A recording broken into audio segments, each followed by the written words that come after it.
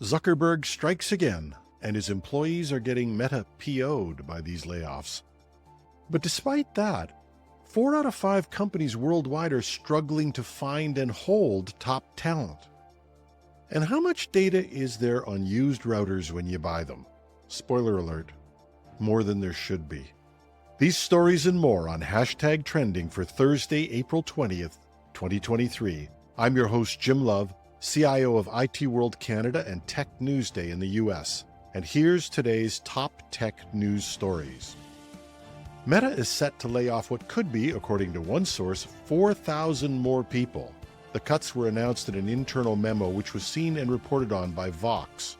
The memo says that the layoffs will start on Wednesday and will hit employees at Facebook, Instagram, Reality Labs, and even WhatsApp. A Meta spokesperson has confirmed the memo was sent, but would not comment further.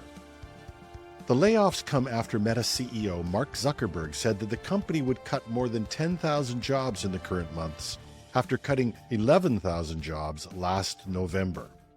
These cuts are focused on the technical side of the company, and Zuckerberg has said previously that the next set of cuts in May would focus on the business side. Meanwhile, an article in Yahoo Finance points out what these layoffs and terminations are doing to morale at Meta.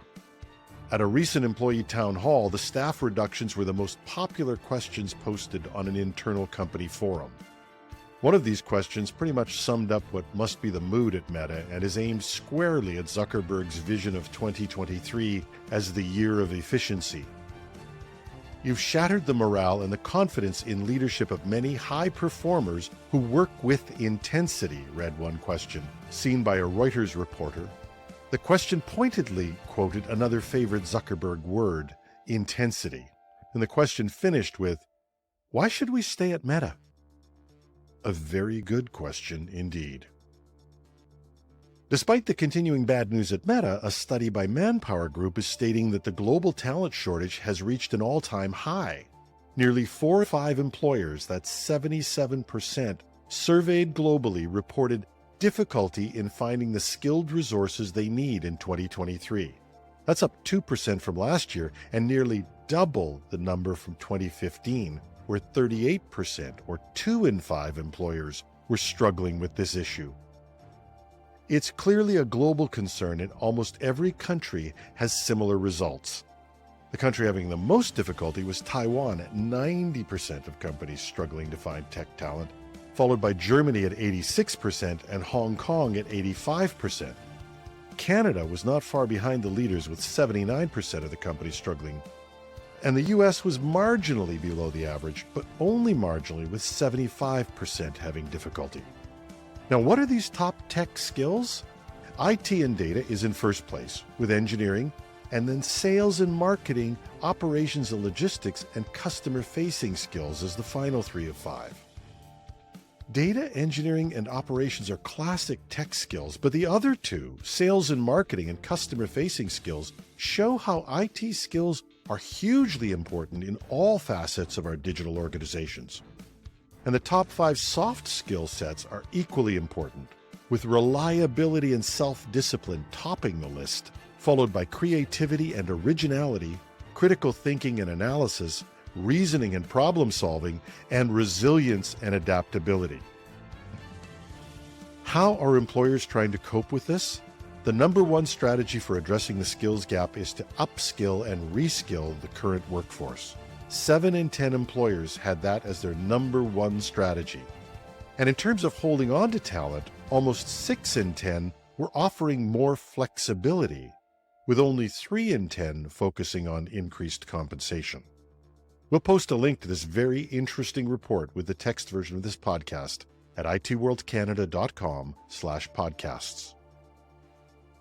Global end-user spending on public cloud is expected to increase by almost 22%, according to the latest report by analysts at Gartner.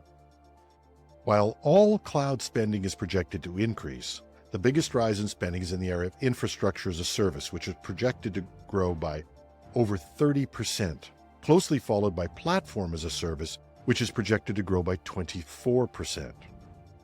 Sid Nag, VP and analyst at Gartner, noted that organizations today view cloud as a highly strategic platform for digital transformation. But Gartner also notes that the rush to AI and large language models is also going to fuel enormous growth as companies pursue operational efficiency in all areas, but also try to leverage AI to increase revenue. Gartner's predicting that 30% of outbound marketing messages from large organizations will be synthetically generated by 2026. Now, if you want to learn a little more about that, check out the interview I did last weekend, which talked about when machines become customers. And Nag noted it's no coincidence that the key players in the generative AI race are cloud hyperscalers. Despite some talk about repatriation and concerns about cost, Gartner is predicting that by 2026, 75% of organizations will adopt digital transformation and leverage the cloud as their infrastructure platform. Now, you'd never sell or dispose of a laptop, a server, or a phone without wiping it. And some companies go as far to destroy the disks. Others just have secure wiping routines or programs. But what about your router? Security firm ESET purchased a few used routers to set up a test environment and were shocked to find that a lot of these devices had not been wiped. That led the company to do more extensive testing, and they found that of 18 used routers they purchased, over half had configuration details and data still on the device. So what can you do with that data? A lot. There was customer data, router-to-router authentication keys, application lists, and more, all of which could be used to mount a killer and probably very successful cyber attack. And with the cost of access credentials to corporate networks selling on the black market for about $2,800 US, buying used routers at even a few $100s a piece could be an incredibly profitable business. ESET published this as a public service, and we've heard they will present the data at the RSA conference next week. So what should you do? There is a NIST publication called Guidelines for Media Sanitization. It's not exactly a page-turner, but it does have guidelines for how to dispose of tech assets safely. And you may want to route that document to some of the people in your organization who hopefully will get the message. That's the top tech news for today. Hashtag Trending goes to air 5 days a week with the daily tech news, and we have a special weekend edition where we do an in-depth interview with an expert on some tech development that's making the news. Follow us on Apple, Google, Spotify, or wherever you get your podcasts. Links to all the stories we've covered can be found in the text edition of this podcast at itworldcanada.com/podcasts.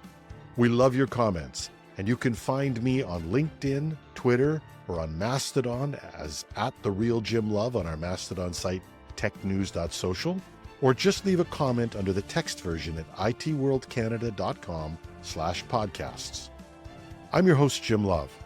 Have a thrilling Thursday.